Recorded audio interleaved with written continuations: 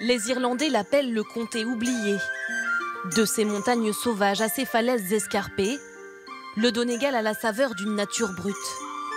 Une oasis de verdure, de roches et d'eau turquoise qui accueille les touristes les plus curieux, venus découvrir ce bout d'Irlande méconnu. C'est tellement préservé. Il y a peu de monde, alors c'est resté intact. On connaissait la réputation du Connemara et autres, mais effectivement, le Donegal, c'est ahurissant. C'est splendide. Un coin de paradis, comme un secret que les Irlandais tentent doucement d'ébruiter.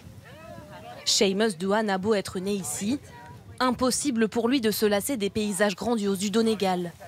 Depuis 20 ans, il en dévoile les moindres recoins aux touristes et partage ses connaissances sur la flore locale. Cette mousse était ramassée ici pendant la Première Guerre mondiale, puis lavée et envoyée sur le front en France, car elle peut contenir 20 fois son poids en eau et c'est la même chose pour le sang. Au bout du sentier de randonnée, la preuve pour notre guide que le Donegal est un petit paradis. Nous sommes pourtant au cœur de Poison Glen, littéralement la vallée empoisonnée. Mais ne vous fiez pas à son nom. À l'origine, cet endroit s'appelait la vallée du paradis. Mais en 1842, un cartographe anglais est venu et a mal compris ce que disaient les Irlandais. Au lieu d'entendre Glen Neohe, qui veut dire la vallée du paradis, il a compris Glen Neohe, qui veut dire la vallée empoisonnée. Une erreur d'interprétation qui ne fait aucun doute pour les visiteurs. C'est vrai que c'est magnifique ici. C'est magique. On se sent connecté à la nature ici. C'est tout simplement la beauté au naturel. Des décors vivifiants, où les moutons irlandais règnent sur les falaises venteuses. C'est ici que Francis John Cunningham, comme son père, son grand-père et son arrière-grand-père avant lui, élève quelques 250 brebis et agneaux. C'est mon paradis ici. C'est vrai que le cadre ici est incroyable. Mais pour moi, c'est aussi le fait d'entretenir la mémoire de ceux qui étaient là avant moi, de poursuivre ce qu'ils m'ont enseigné. C'est toutes ces petites histoires que j'écoutais quand j'étais enfant, assis avec mon grand-père et mon oncle. Ce jour-là, c'est Lucie, un border collie de 5 ans, qui mène le troupeau. Le berger l'élève et l'entraîne depuis sa naissance, tout comme ses 7 autres chiens. Quand je dis « come by », je lui demande d'aller à gauche. Assis. Et quand je dis « away », je lui dis d'aller à droite. Dans ces paysages escarpés, la patience est la clé pour élever les chiens de berger. 3 ans d'entraînement, en plaine comme en montagne, un travail de longue haleine qui passionne Francis John Cunningham. Le lien avec mon chien, c'est ce qu'il y a de plus important. Et on le ressent particulièrement en montagne quand tout le monde commence à fatiguer.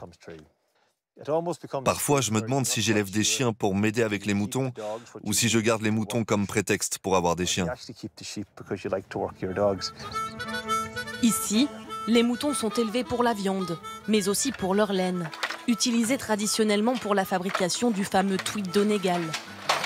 Dans cet atelier, Kevin McGillicuddy s'attelle depuis 12 ans à préserver ce patrimoine et ses gestes, comme une danse complexe.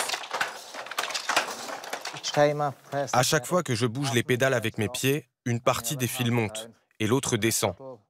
Et avec ma main, je bouge la navette qui met un autre fil entre les deux. Tout est une question de rythme. Le tissage du tweed à la main est un art qui faisait autrefois la réputation de la région. Aujourd'hui, il a presque disparu. Avant, il y avait des centaines de tisserands qui faisaient du tweed. Maintenant, nous ne sommes plus qu'une poignée. Et il n'y a pas de cours pour apprendre ces gestes. C'est quelque chose qu'on se transmet à l'oral, de génération en génération. Alors ici, on essaye de faire perdurer ce savoir-faire aussi longtemps que possible.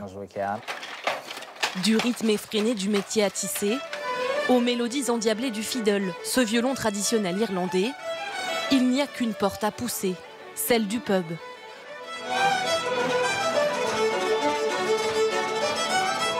Dans ce village, ces musiciens fiers de leurs racines se réunissent tous les mardis pour jouer ensemble ces ballades locales qui les font taper du pied depuis l'enfance. Le Donegal a un héritage musical tellement riche, notamment avec le fiddle. Ma famille est d'ici, alors j'ai l'impression que c'est dans mon ADN. C'est pour ça que j'aime bien jouer la musique traditionnelle irlandaise. C'est ce pourquoi on est les plus connus. Les notes folkloriques et entraînantes ne s'évanouiront que tard dans la soirée, pour laisser place à la quiétude de ce recoin d'Irlande. Un paradis qui n'a pas besoin de température tropicale pour réchauffer les cœurs de ses invités.